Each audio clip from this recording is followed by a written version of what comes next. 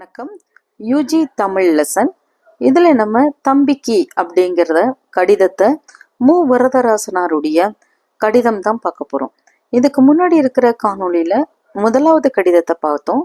அதே பாடத்தில் இருக்கிற இரண்டாவது கடிதத்தை நம்ம இப்போ பார்க்க போகிறோம். இதை உங்களுக்கு குறிப்பு சட்டகத்தோட கட்டுரை வடிவத்தில் தான் நான் சொல்லியிருக்கேன் இந்த பாடத்தை. இதில் என்னென்ன குறிப்பு சட்டகம் அப்படின்னு பார்த்தீங்கன்னா, முன்னுரை, கனவு காண்பது வாழ்க்கை அல்ல, பிறர் சொல்லுக்கு மயங்குதல் கூடாது, மொழி பற்று என்பது நம் ஒவ்வொருவருக்குமே தேவையானது, இறுதியாக முடிவுரை என்பது.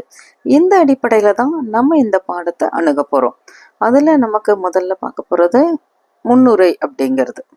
முதல்ல இவர் என்ன சொல்றாரு அப்படின்னு பாத்தீங்கன்னா, மேடை பேச்சு அப்படிங்கிறது உணர்ச்சியெல்லாம் கட்டுப்படுத்தி நம்ம சோம்பேறியா ஆக்குறது அப்படிங்கிறது தான் நம்ம மூவாவினுடைய கருத்தா இருக்கு. அதனால உணர்ச்சி கொந்தளிப்புல வீரமான வசனங்கள் எல்லாம் பேசுறது வீணான காரியம் அப்படிங்கிறது தான் இந்த கடிதத்தின் வாயிலாக வரதராசன் அவர்கள் குறிப்பிடுகின்றார். அடுத்ததான் நம்ம பார்க்க போற தலைப்பு, கனவு காண்பது மட்டும் வாழ்க்கை கிடையாது அப்படிங்கிறது தான்.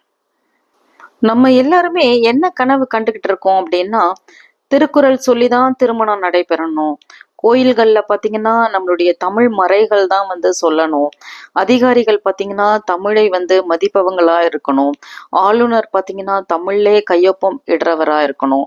இதெல்லாம் வீண் கனவு அப்படின்னு நம்ம ஒதுக்கிட முடியாது. தமிழுக்கோ தமிழ் நாட்டுக்கோ பகைவனாக இருப்பவன் இவற்றை வீண் கனவு என்றுதான் குறிப்பிடுவான். நாம் நமது தாயை வழிபட்டோ நம் குடும்ப கடமைகளை நம்ம ஆர்வத்தோட செய்யும் போது யாராவது ஒருத்தன் குறுக்கிட்டு இதெல்லாம் தப்பு அப்படின்னு ஒருத்தன் சொன்னானா அவனை பகைவன் அப்படின்னு ஒதுக்குறது தான் சரியான கடமையாகும். நம்ம வெறும் கனவு மட்டும் காண்பவரா இருக்கக்கூடாது. நம்ம என்ன செய்யணும் தெரியுமா? தமிழருடைய திருமணங்கள் எப்பவுமே திருக்குறள் சொல்வதன் மூலமாக தான் திருமணங்கள் அப்படிங்கிறது நடைபெறணும். தமிழ்ல பாத்தீங்கன்னா, கோயில்கள்ல பாத்தீங்கன்னா தமிழ்ல தான் அர்ச்சனைகள், தமிழ் மறைகளானது சொல்லப்படணும், தமிழ்ல தான் அர்ச்சனைகள் செய்யப்படணும். அவ்வாறே சான்றோர்களுக்கு நம்ம நன்றி உணர்வை தெரிவிக்கிறதும் நம்மளுடைய கடமையா இருக்கணும். அதிகாரிகளாகட்டும் ஆளுநராகட்டும் எல்லாருமே தமிழ்ல மட்டும்தான் கையெழுத்து போடுறவங்களா இருக்கணும். இதெல்லாம் வெறும் கனவா மட்டும் இருக்கக்கூடாது. எப்பொழுதுமே இவையெல்லாம் நனவாகவும் இருக்க வேண்டும். காந்தியடிகள் பாத்தீங்கன்னா இதை கண்டிப்பா தன்னுடைய வாழ்க்கையில கடைபிடிச்சாரு. அவர் ஒரு முறை வங்காளத்துக்கு போறாரு, அங்க தொண்டு செய்யறாரு. அந்த நாட்டு மொழியில கையெழுத்திடணும் அப்படிங்கிறதுக்காக வங்காள மொழிய கத்துக்கிட்டு அதுல அவரு கையெழுத்து இடுறாரு. இந்த காந்தியோட வழிய நம்மளும் என்ன செய்யணும் அப்படின்னா கடைபிடிக்கணும். நமக்கு கண்டிப்பாக கனவு காண்றது மட்டும் இருக்கக்கூடாது.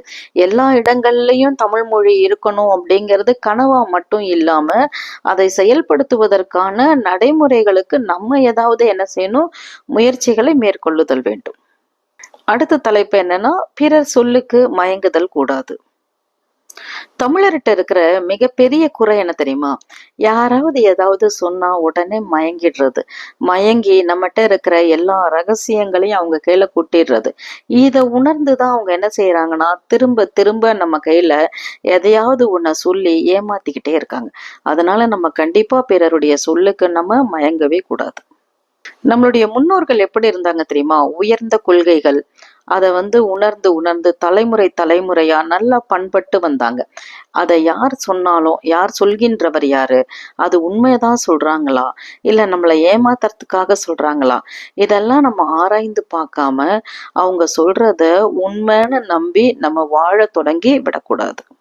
நம்ம வாழ தொடங்கிட்டோம் அப்படின்னா என்ன ஆகும்னா, பகைவர்கள் என்ன நினைச்சுப்பாங்கன்னா, இந்த தமிழர்கள்லாம் பாருங்க புறமுதுகிட்டு காட்ட தொடங்கிட்டாங்க, இனிமே அவங்க ஒத்துமையாவே இருக்க மாட்டாங்க, அவங்க தானாகவே அழிஞ்சிருவாங்க, அவங்களோட ஒற்றுமையெல்லாம் பிரிஞ்சு அவங்க வேற்றுமைப்பட்டு பிரிஞ்சிருவாங்க அப்படிலாம் அவங்க நினைக்க தொடங்கிடுவாங்க.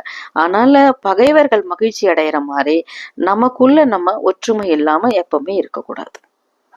சில பேர் பாத்தீங்கன்னா வாய்ச்சொல் ரொம்ப நேர்மையானதா இருக்கும், அதை வைத்து அவரை நம்ம நம்பிடக்கூடாது.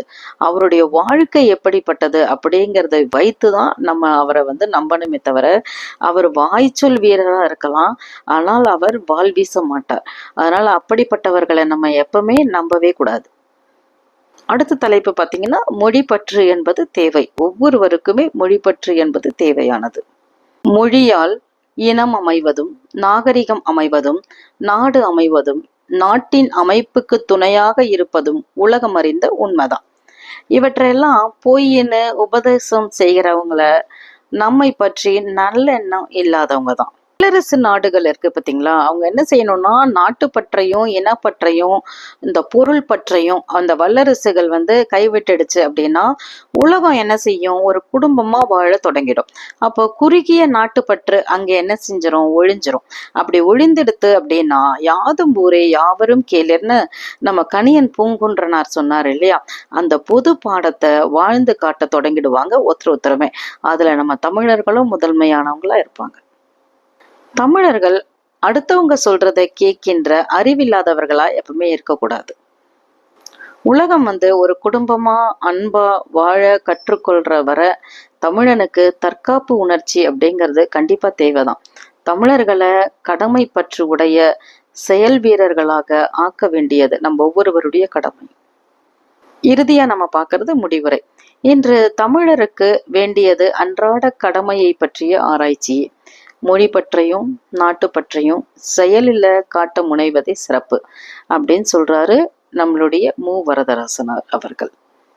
வரதராசனார் அவர்கள் எழுதிய இந்த தம்பிக்கு அப்படிங்கிற இந்த கடிதத்துல பாத்தீங்கன்னா அவர் சொல்ல விரும்புவது என்னெல்லாம் அப்படின்னா, கனவு மட்டுமே காணறது வாழ்க்கையா இருக்கக்கூடாது, அது நனவாகிறதுக்கான செயல்களை நம்ம ஒவ்வொருவருமே செய்யணும்.